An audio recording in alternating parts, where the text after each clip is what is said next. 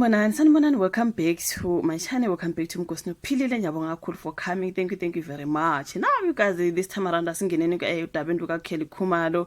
Kuningi laphana come to Senzo Miwa trial and yonke into ngibonile udade etrenda kuthiwa ubecelebrate ibirthday yakhe njengoba besenza 40 years njalo celebrate nobungoma bakhe kuthiwa uGirl uthi ke useyihealer manje ke usesengumelaphi ozobe travela to other countries engagxile kodwa kubantu abamnyama bodwa kodwa ke nakwabanye abantu ngoba njengoba bezobuya kwamanye amazwe.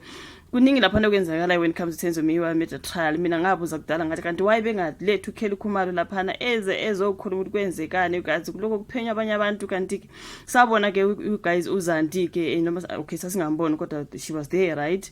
As a witness uZandi kuphela nobani izitumelo madlala omthokozithwala the other person. uKelly esikaze simbone laphana eyofakaza umama kaKelly because those are some of the people who were there. Mina kuya ngami nje ngangifisa ukuthi kube baletha everyone who was there including umakhelwane ongumama Maphiri.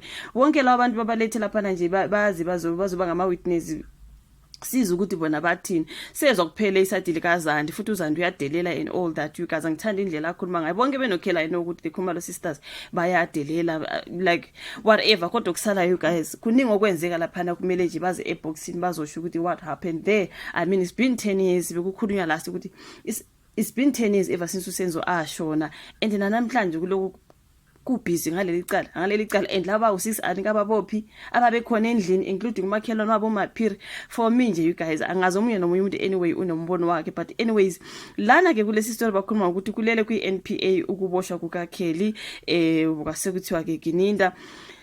I do not know akwayekele ezandleni as a National Prosecuting Authority NPA ukwengezwa komculo uKelly Khumalo ohlwini labamangalelwa abayisihlanu abasolwa ke kwelokubula la wayengonozinti weOrlando Pirates nebafana Senzo Miwa. Baningi abantu ababethi uKelly Khumalo ka join those guys laba bawu5 abalapha abajoin uKelly Khumalo waye bengambopha uKelly uzosho ukuthi kwenzekani. Angiboni guys ukuthi mina kungabula ubaby daddy wami in front of me and angikwazi ukusho ukuthi this is what happened. Baqhubeke ngamanga la baqhubeka ngawo la phana lento abayibopha bebodwa ukuthi came intruders and intruders did this intruders uZandi manje seyajika ethi no they were after my sister. Sengibona manje ukuthi they were after my sister ngoba uKelly wathi maye ekamereni balandela uKelly uSenzo kodwa wayeselana waye bengaqhubeka ngabadula uSenzo kodwa balandela uKelly waye kubhina lesi stories esikhuluma manje ukuthi actually I think they were there for uKelly.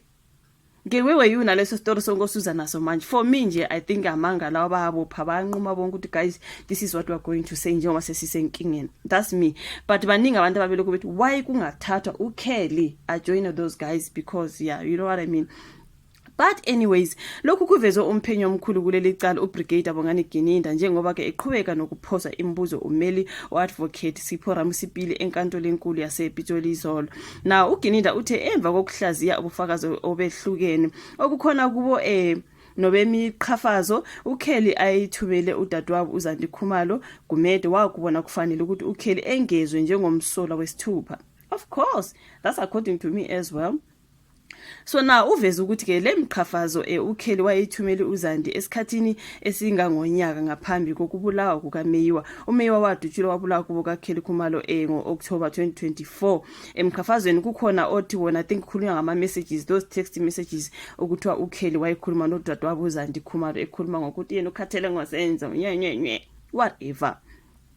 Kuthiwa ke amanye wawo lama message wayethi yena ngizizwa ngikhathazeka emoyeni uSenzo ufike empilweni yami nefu elimnyama uNkulunkulu sengathi uyangijezisa ngokugcina le ndoda empilweni yami. Sayizokudala leyo message kudala yakhulunywa enye futhi kuthiwa wathi yena ngiyazisola ngakho konke ngabe kungcono ukuthi ngangingamlethanga empilweni yami uSenzo amanga akhe asenomthelela kithi sonke. Enye futhi yawe yathi angikwazi ukulinda usuku engasekho empilweni yami lo ekhuluma ngoSenzo kodwa uxoxa nodadewabo uZandi. Enye futhi message yathi sengiyasondela osukwini engizokhululeka ngalo. So uGininda esethi ukuvela kwale mqhafazo ke ebalelwa kwe12 but we just read a few. Okwabuye kwamenza wabona ukuthi kufanele ukuthi enze isicelo sokuthi aboshwe noKelly ngecala lokubulala nelokuhlanganisa itulo lokubulala uSenzo. Uthe lokhu wakwenza ngaphambi kokuthi ke ngiyaxolisa bafethu ngoba ngiye ngalahla la ebengifunda khona sorry uthe lokwakwenza ngaphambi kokuthi abamangalela bayovela okokuqala enkantolo kodwa abashushisi bathi ngeke aboshwe uKelly okwamanje.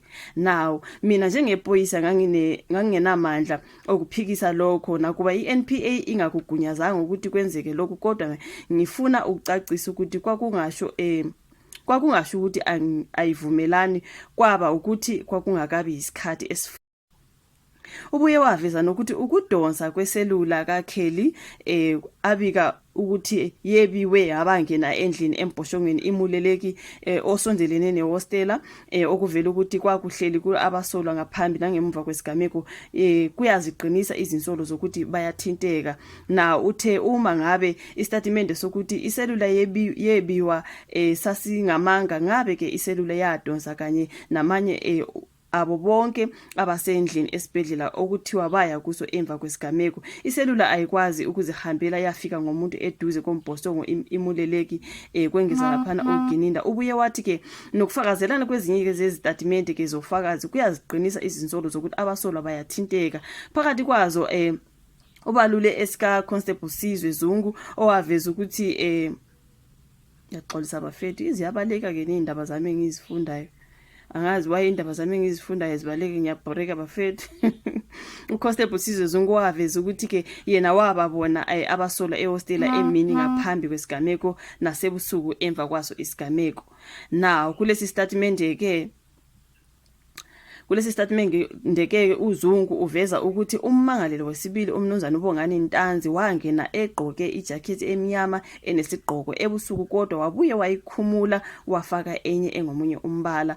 Uphinde wayamanisa istatimende sokugonyuluka kwakhe uNtanzi lapho eveza khona ukuthi wayenommangalelo wesithathu nowesihlanu endaweni yesigameko. Lesi statimende sifakazelwa esikamakhelwane wakaKhumalo uNthabiseng Phiri ongumama Phiri othi wabona abantu abathathu abadlula begijima ngokwehlukana emva kokuqhuma kwesibhamu izikhawu kwaKhumalo ngesikhathi ke ehleli nomngane wakhe emotweni ngaphesheya kwakaKhumalo ngesikhathi okwenzeka ngaso isigameko. Izitori zabo nje zabaningi bafethu kwabo 123 is a lot of things there bafethu. So manje kuthiwa ke kulele kwiNPA ke ukuboshwa kukaKelly njengoba ngathi ebadonsela kude abafuna ukumbopha uKelly. Mina ngazi bayenzela bafethu according to me bekufanele ukuthi uKelly kube naye unabo labo bhuda abawu6 mangabe bayathinteka kulento bathinteka babonke noKelly uKhumalo and then akahlanganiswe nalabo abawu5 abe ngumangalela we6 according to me and according to the story.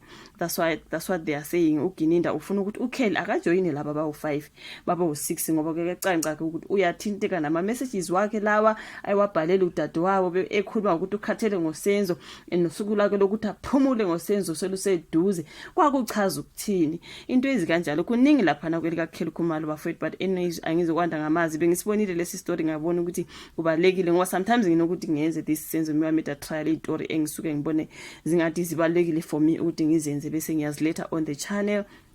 Usungaphawula ushumbona ku the comment section. Do you think uKelly uKhumalo naye kumele aboshwe or anyway ucabanga ukuthi uKelly akanacala akuboshwe zona lezi inkabi njengoba kuthiwa zinkabi allegedly angazi bafethu. Say your thoughts on the comment section. Uyilike ivideo ngakhohlwa ukulike usubscribe ushare siphinde sibonane kwenye ezilandela. Bye.